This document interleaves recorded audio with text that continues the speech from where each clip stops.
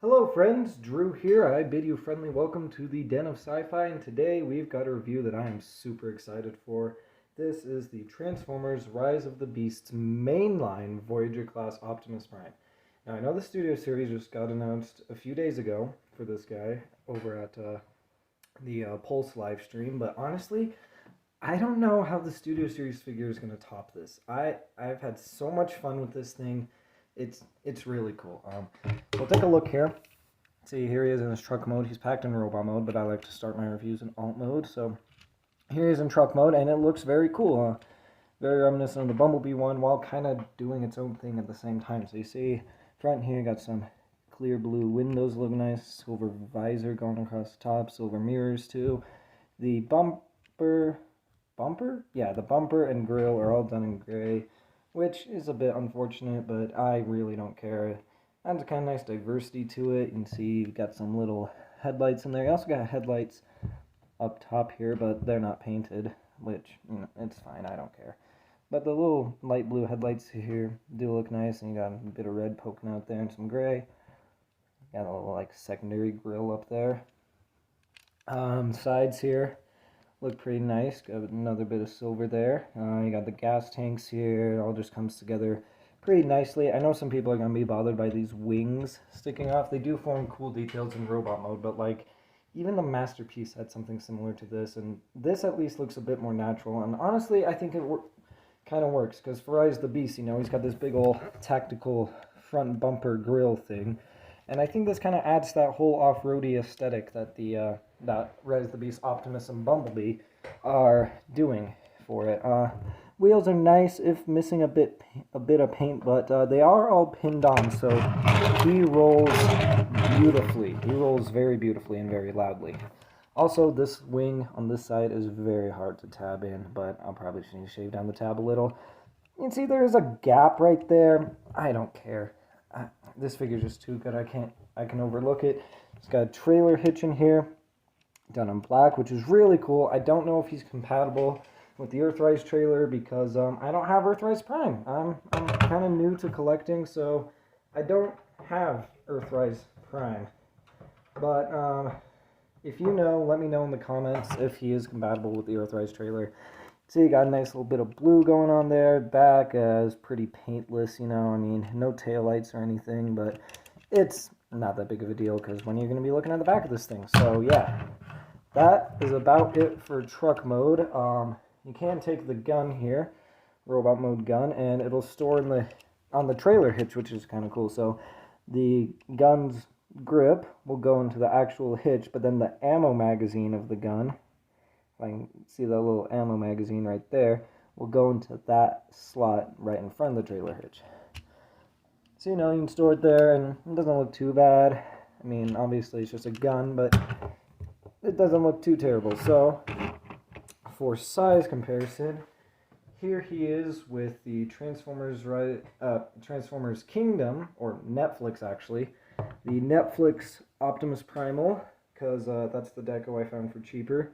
And you can see how they work out there. Obviously, the scale makes no sense, but it might actually for the movie, because Primal seems like he's going to be pretty big in the movie. And yeah, I was going to compare him to the Battle Masters Prime, also from Rise of the Beast, but not Battle Masters, Battle Changers. I was going to compare him to the Battle Changers Optimus Prime from Rise of the Beast, but that's my brother's figure, and he didn't want me to compare it, but you can check out my Battle Changers Prime review, and there's that comparison there. But that's about all there is to say about the truck mode. I think it came out very well, so let's transform him. Now, I've heard that this Optimus Prime's transformation, and from what I've seen online, is his engineering is kind of similar to the Earthrise one, but again, I don't own the Earthrise one, so I can't do that direct comparison, but his transformation is pretty fun, and it does a few little clever things. So first you're going to want to come to the gas tanks, just fold those in to the thighs, and they'll tab in. Oh crap, I wasn't supposed to say thighs yet, but it doesn't matter. Tab it in. That one doesn't want to tab in. It's fine. Come to the trailer hitch, just attach it there, and fold it into this foot. Then bring the feet down. And that will also fill in the shins with his kind of shin vents that he has. So that'll do all that. Now take these tabs that are in here, it's hard to see, but they tab into the thighs there, just detach those like that. Now come up to the front, untab the front wheels, just like that. Fold them up. The grill is on a hinge and the bumper's on a hinge, so you'll just double hinge that up like that, and then fold those around and tab them in right in there. Now you're going to want to take these little side panels, untab them, and fold them around, which nice tooling in there, but do that on the other side. Bring the arms out. They're on like these ratchet things, so it's 2 clicks and then they're out. Hinge the forearms up out of the way, basically getting everything out of the way here so that we can take everything that's below the windows and spin it around. That's pretty cool. It gets the grill onto his back and the windows on the front of the chest. So we'll finish up the legs. You're just going to take them, swing them down. They'll tab in the back there. It doesn't hold the greatest, but I'll talk about that more in robot mode. Untab the shins from each other, which kind of stiff, but you know, like I say, loose is a lot worse than tight. Make sure those little panels we unfolded from truck mode tab in right there. Then rotate the bicep, fold out the hand, bring this down, and then take this exhaust pipe piece. It's on double hinge, so you'll untab it, hinge it, and then this tab will tab into the shoulder, just like that. Same on this side. Just got all that. And then finally, the head reveal. So you're going to want to take this flap from truck mode and bring it up, which will also bring this piece up with it. Now you're going to want to push this into here, which is where the head is housed. And you're going to bring it up, and you can push it up all the way. The windows will automatically flare themselves out into their robot mode position. So you can see they're split. Well, and now they're split. Sorry, they were together, and now they're split. And now the head's up, and you just take this panel, fold it down, and there you go. This is Prime, all transformed up into his robot mode. I personally think that Prime here in his robot mode looks amazing. I think he looks really cool. I think this is a really cool design for the new movie, and I just probably couldn't be more happy with it than I already am. So, bring it up here, take a look at the head. Very, very nice head sculpt for this new Prime design. I really like it. The camera's not really focusing very great today, apologies, but it's hard to see, but he does have some light blue paint on the eyes. And one odd thing I noticed is that the back of the head here is clear, which would imply light piping, but then the eyes are painted opaque. I even shined a light back there and nothing happened. Like, yeah, it's weird. I don't know why they did it like that, but they did. The chest looks very, very nice with those split windows, which looks really cool.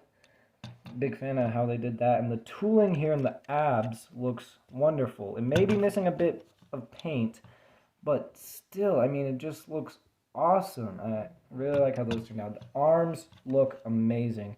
Got these big old boxes for the shoulders, little wings sticking off. You can kind of see where his joint would be. Got the circular bits on the forearms, these panels, which don't even bother me. They just kind of blend in as kind of just more vehicle parts forming the robot, which I'm always a fan of. Very nice sculpting there. I mean, sure, you have the mud guard hanging off, but I don't care. It fits well.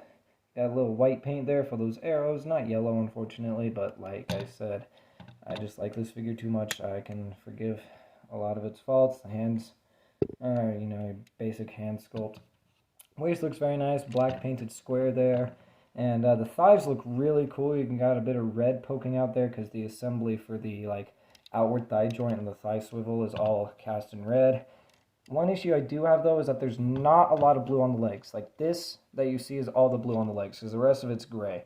And I've kind of gotten used to it at this point, and it's probably how I was going to look in the movie. I just wish there was a bit more blue. But so you got some red dots there, which might like end up being the truck taillights in the movie, or they're just random red dots on his kneecaps. Either way, it looks cool. Got the wheels, got the shin vents, And the feet look very nice, with again, a bit of red peeking out, which I like. Looks very cool. The back here is very compact and clean. You could make an argument that there's a gap right there, which is unsightly to some, but I don't really care. Got the wheels mounted on his lower back, which looks really cool, and overall, I just love this figure so much. I think it's so cool. I can't get enough of it. I've just had so much fun with him. I'm really happy with this figure.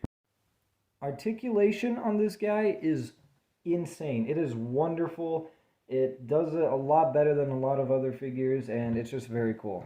It really only does one thing wrong, though, and that's at the head. It's not on a ball joint. It only can rotate, and it's pretty tight, too, but it only rotates left to right. You can't get any up or down, which, you know, ball joints don't usually do much for up and down anyway, but it just would have been nice. Now, the shoulders can rotate full 360. Shoulder pads themselves can angle in a little bit. I personally like to angle them up like this. I think that just gives them a bit more of a dynamic look. I think that looks cooler. And also go out about that far, a little bit farther than just straight out, which is how a lot of other figures do, is just straight out. Got bicep swivel on double mushroom peg, single jointed elbow, so there's only one joint, but it goes way past 90 degrees. Almost got a full bend there, which is really nice. And then the wrists, they're on ball joints, mounted right there, you can see. So you got wrist swivel, which is really nice. Not even a lot of other Voyager class figures had that. And this is like a movie mainline Voyager, not even a studio series, and it does it. And then you got that inward joint. You can probably find some use for that. Now, the intended waist joint for robot mode here only rotates that far, which is fine. At least he has a waist joint, but you can use the transformation joint to get like this upper waist swivel, which doesn't look the most natural, but if you turn the waist joint all the way, and then turn this a little bit, it makes for like this kind of naturalistic rotation, which is how I pose him personally, because I think it's really cool. Also, on the topic of transformation joints, you can use the transformation joint to give him an ab crunch all the way down. That's insane. That's really cool. Legs can kick forward about that far, backwards about that far, and once again, if you want more forward movement of the legs, ab crunch to get them. You can't see that. Kicking forward a lot.